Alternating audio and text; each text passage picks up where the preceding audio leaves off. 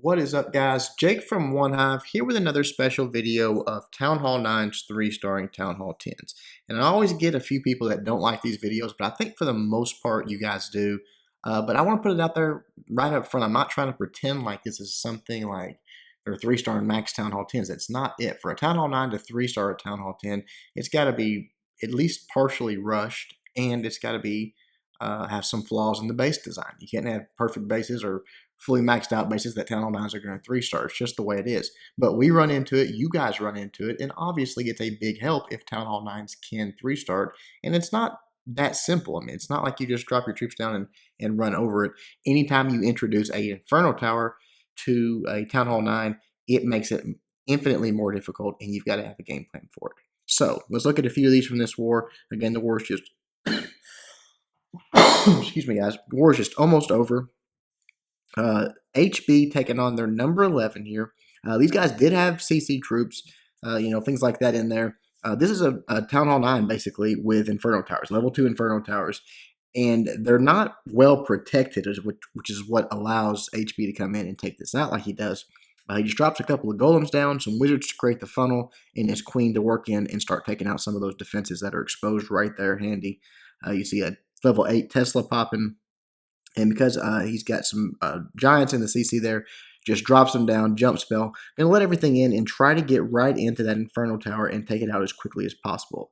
CC troops start coming out, drops the poison down, wants to slow the damage. You see the first Inferno Tower down. The queen goes for a walk on him, which is not great, but goes ahead and drops a few hogs in here, triggers that one bomb, and then because he's got those giants in there, he uses his king's ability, gets those barbs going. He can continue to send these hogs in and get right to it. His king finally takes it out, and from there, he's pretty much taken on a Town Hall 9. Now, again, the fact this is not a good base, you see he's got those outside giant bombs and all those things. There's things this guy could have done that would probably have prevented a Town Hall 9 from 3-starring it, but he didn't do those things. So taking advantage of that and 3-starring it like HB did, again, is a huge thing for your clan. If you have, 3, 4 of these guys that can do this, then, it can make the difference in a war. If the enemy clan is even trying, unlike these guys, and actually attacking and trying to get stars, you never know when an attack's going to come down to the wire or the war's going to come down to it, and only a few stars separate the entire thing. So right there, he runs out of hogs towards the very, very end there, but he's got enough troops left just with the king, a few wizards, witch there to take out those last few defenses and get the 3-star. So really nice job to HB. All right, moving on here.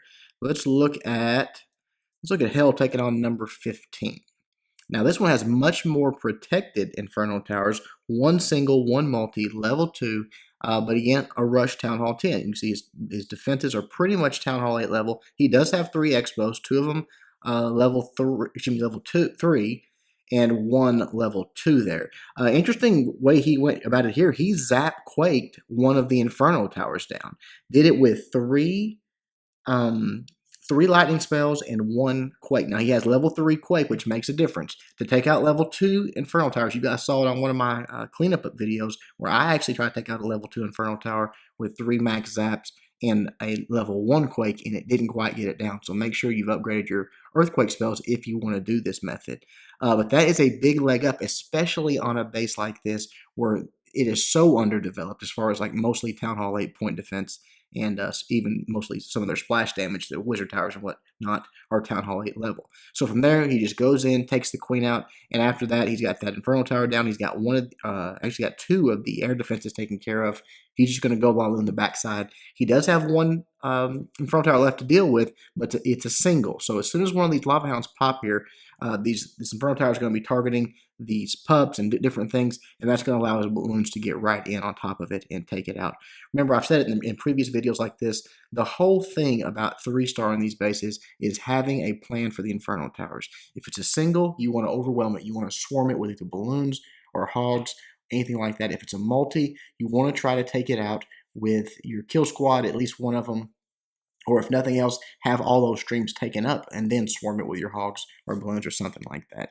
And pathing is incredibly important. You want to have a quick, direct path to them are as quick and direct as you could possibly make it, removing key defensive buildings and whatnot to expedite that and make it go a little bit quicker. It's going to make a big difference. But you see the balloons going around, finish everything off. Lots of pups left over. You see pups everywhere. That's going to be more than enough for cleanup as those last few defenses go down, and all he has left is those trash buildings. Boom, everything's gone. 3-star for hell. Good job. All right, and one more we're going to look at here, our boy Ivan, which is pretty crazy because Ivan has one of the lowest heroes on our squad, I believe, if not the lowest, for 14-15. And coming up and 3-starring a Town Hall 10, obviously, again, a very rushed Town Hall 10, but 3-starring a Town Hall 10 with 2 Inferno Towers. Both of them are on single, which did give him an advantage there, but still very, very impressive in my book with that level of heroes. Smartly, with those singles, he doesn't spend a lot on golems. He does have some golems, but comes in with quite a few witches, which is going to allow those skeletons to get out in front, and those Inferno Towers, if they get out there in front, those skeletons are going to be soaked up one at a time, and that's going to allow him again to swarm those defenses with wizards or just the skeletons or whatever's left over. The first Inferno Tower goes down. You see he's already got his hogs coming in. Had to drop that heal spell for him because there's just random bombs spread out on that side of the base. But here they come up, and he's, again, with that single Inferno Tower, you can even go right at it with your hogs. It's going to be taking out some hogs, don't get it wrong, but not quickly enough, especially at level 1, to not just get overrun eventually. Right here, the last few defenses are pretty much going down. You see the witches still did their job. They got some skeletons doing some tanking. The queen's up, the king's up. Everything's going great. Just absolutely smash that base. Again, rush base, but for that level of heroes, pretty impressive in my book. It's all about the basics, guys. Funneling not only your troops that are going to target anything, but especially funneling your defensive targeting troops, getting them in there, getting those Inferno Towers taken care of, and then exploiting the fact that the rest of the base is weak. So, hope you guys like that one. Every once in a while, when we run up against Rush Town Hall 10s, I'm going to bring these because, again, I think you guys run into it, and it does help give you some ideas how to take those bases out. Until next time, Jake from One Hive doing my best to help you guys suck less.